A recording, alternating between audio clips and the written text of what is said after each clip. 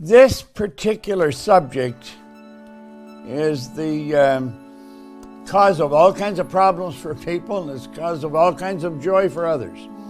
We've got to grasp the idea that everything that comes into our life, we've attracted. We attract everything that comes to us. And we attract it because we're in harmony with it. Think of this for a moment.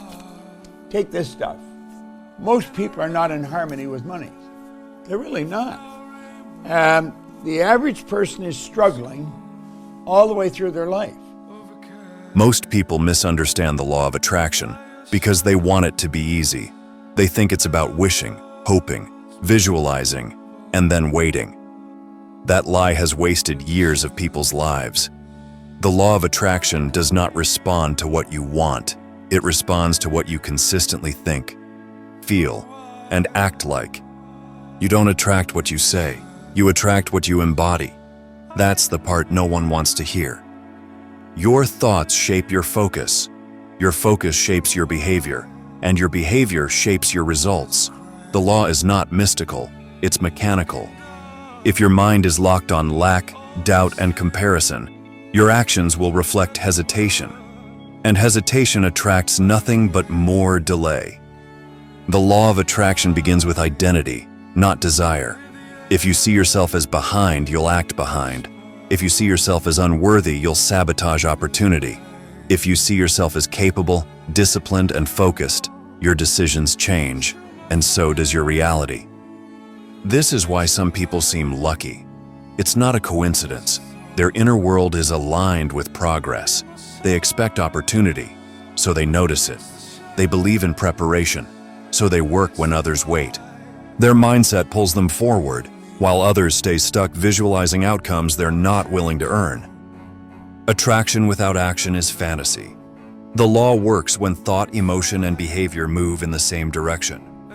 When you stop contradicting yourself, when your daily habits match the future you claim you want, when your standards, routines, and mindset all point toward the same outcome. Most people say they want abundance but live in scarcity. They say they want growth but protect comfort. They say they want change but repeat the same habits.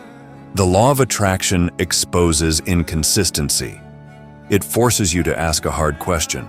Am I living like the person I'm trying to become? Because the moment your inner world aligns with disciplined action, momentum begins, not instantly, but inevitably. Have any area in your life that's not working the way that you want it, you can be sure that you have subconscious beliefs that are not allowing you to let the good in. And by shifting those beliefs, you can begin to experience the thoughts and emotions of the person that you prefer to be and broadcast a brand new frequency into the field and start to attract what you need. The law of attraction doesn't respond to one strong thought. It responds to patterns. What you think once doesn't shape your life. What you think daily does. Repetition is the signal. Consistency is the command. This is where most people lose the game, because they expect instant change from temporary focus. Your mind is always training your reality. If your attention constantly returns to fear, limitation, and comparison, you reinforce those outcomes.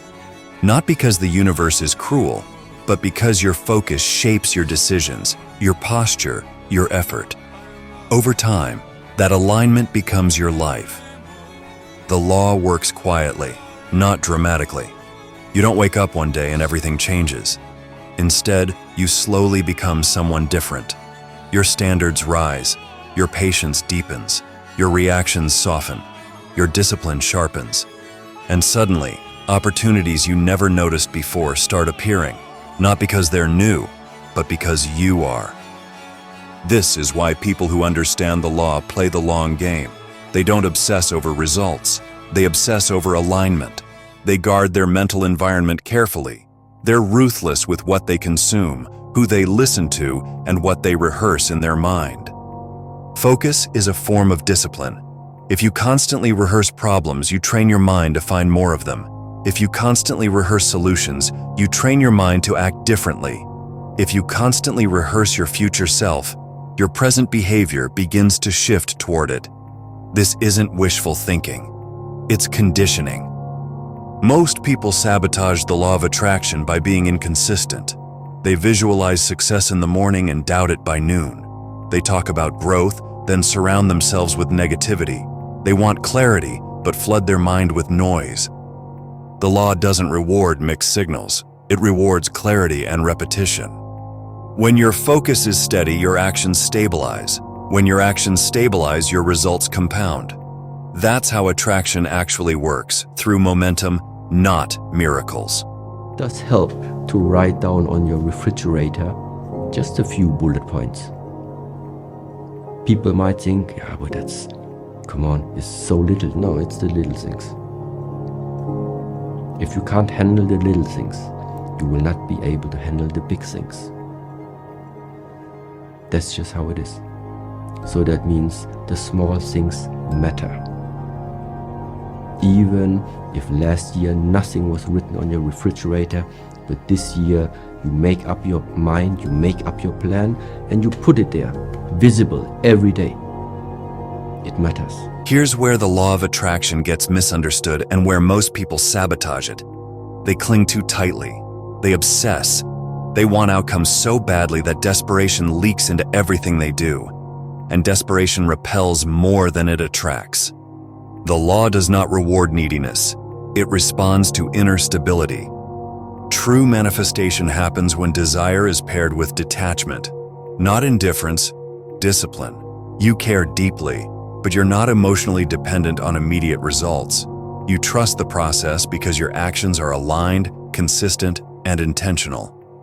Shi Heng Yi speaks to this clearly. When the mind is restless, scattered, and impatient, energy leaks, focus fractures. But when the mind is calm and disciplined, power accumulates. You stop forcing outcomes and start creating conditions. This is the paradox most people miss. You attract more when you stop chasing. You receive faster when you stop begging. You progress when you stop doubting the process. Detachment doesn't mean inaction. It means you do the work without emotional chaos. You show up every day, regardless of mood. You trust that alignment over time produces results, because it always does. People who master the law of attraction are not frantic. They're composed. They don't talk much about what they want. They live like it's already being built. Their confidence comes from routine, not hope. From discipline, not affirmation. Manifestation is not about controlling outcomes.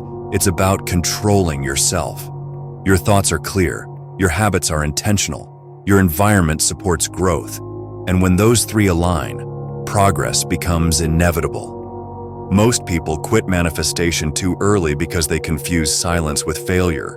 But silence is often alignment happening beneath the surface. Roots grow before results show. That's nature, and the law follows the same rule. When you stop checking the clock, when you stop asking, is it working?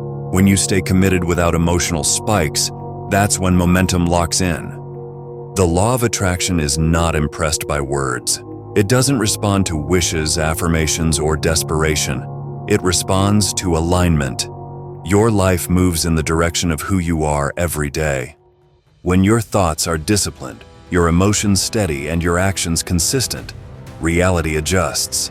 Not instantly, but inevitably. The law doesn't rush. It compounds, quietly, relentlessly, just like habits, just like character.